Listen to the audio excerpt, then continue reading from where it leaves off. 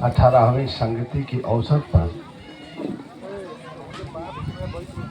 आज हम लोग इकट्ठे होकर संविधान, आरक्षण, प्रतिनिधित्व और अधिकार पर चर्चा करने के लिए बैठे और विभिन्न वक्ताओं के ख्यालों को भी आपने सुना है। तो मैं उसी आईने में भी अपनी बात रखना चाहूँगा कि विषय वस्तु से यह स्पष्ट नहीं हुआ कि संविधान के विषय में हमें क्या कहना है, आरक्षण के विषय में क्या कहना है, प्रतिनिधित्व और मूल अधिकार के विषय में क्या कहना है और क्या करना है, ये हमें सीधा सीधा मालूम होना चाहिए।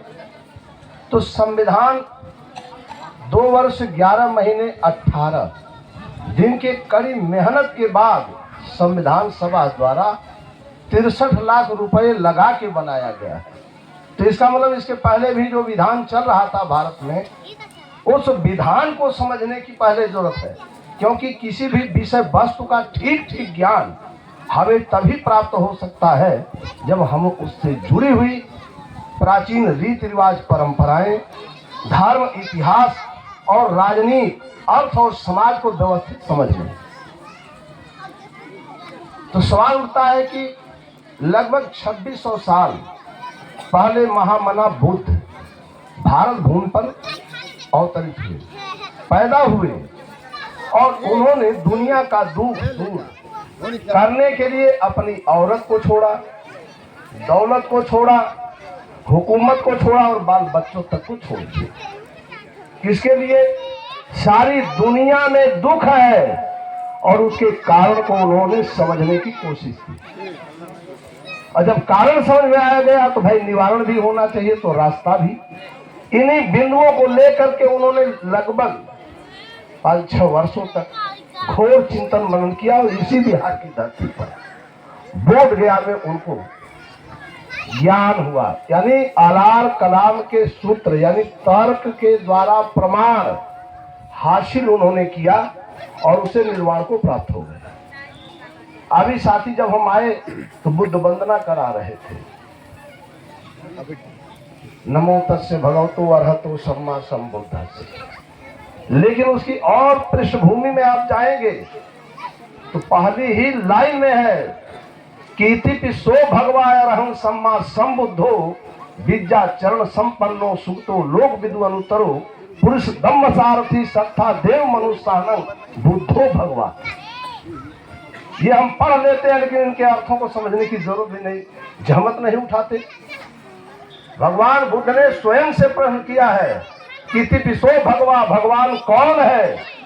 उसी भगवान को लेकर पूरे देश में उपद्रव है। ये भजभज मंडली के लोग दुनिया के सबसे बड़े आतंकवादी हैं और ये बात कल्चरल रिवॉल्ट इन इंडिया, गेलम बेक अमेरिकन लेडी ने जो किताब लिखा है उसको आप पढ़ लीजिए, या भारतीय संविधान के निर्माता डॉक्टर B.R. अम्बेडकर, इनकी किताब revelation and counter revelation in the ancient India, प्राचीन भारत में क्रांति प्रतिक्रांति का इतिहास। जब आप इस बात को गहराई से समझेंगे, मैं सुन रहा था पार्लियामेंट मेंबर, हम लोगों के गार्जियन राजा राम जी का, मैं थोड़ी सी अगर वो रहे होते तो और गंभीर बात कहता।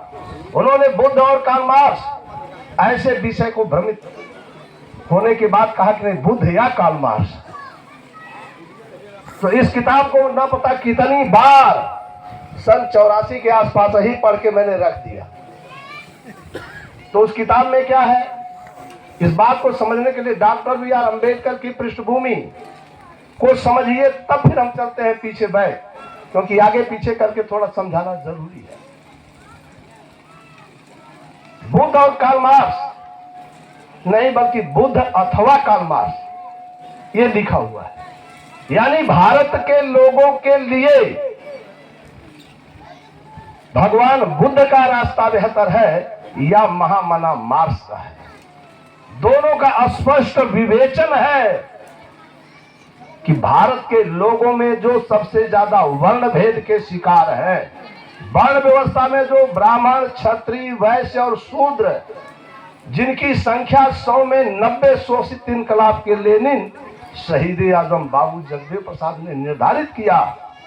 अब जिस आंकड़े से वो निकाले हों, लेकिन जब मौजूदा हुकूमत के हुक्मरान नीतीश कुमार जी ने जाति जनगणना कराया तो लगभग एक्यूरेट आंकड़ा आया है, वो 10% के आसपास ही वो शोषक समाज है, जिसको जगदेव बाबू ने पहले ही स्पष्ट कर दिया था।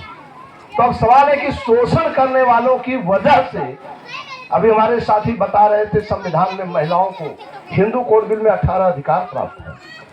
अगर वो सारे अधिकारों की चर्चा करेंगे तो उसके विपरीत भी सोचिएगा तो हम लोग तो मनुष्य की जगह जानवर ही थे।